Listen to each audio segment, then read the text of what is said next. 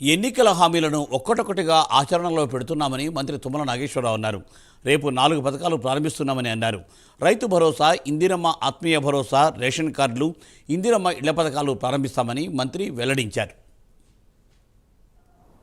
పోయిన వానాకాలం పంటకి 7,625 కోట్లు మా ఆర్థిక మంత్రి గారు ఒకే ఒక రోజు రైతుల ఖాతాలో జమ చేసినటువంటి మా ప్రభుత్వం.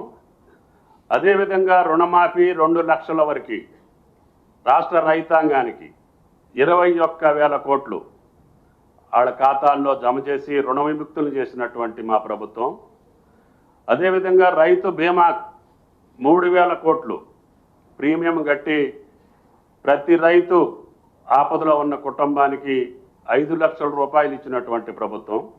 ఇంకా అనేక వ్యవసాయ అనుబంధ కార్యక్రమాలు చేసుకుంటూనే మళ్ళీ ఈ యొక్క రబీ పంటకు కూడా రైతు భరోసా 12,000 చొప్పున ఎకరానికి ఇవ్వటానికి రాష్ట్ర ప్రభుత్వం, కేబినెట్, ముఖ్యమంత్రి గారి యొక్క ఆదేశాలకు అనుగుణంగా రేపటి నుంచి రైతు భరోసా పేరిట కాంగ్రెస్ ప్రభుత్వం, రాహుల్ గాంధీ గారు ఇచ్చినటువంటి వాగ్దానాన్ని అమలు చేస్తూ రేపటి నుంచి వ్యవసాయం చేసేటటువంటి ప్రతి ఎకరానికి మేము ఎకరానికి 12,000 ఇస్తామని చెప్పాం.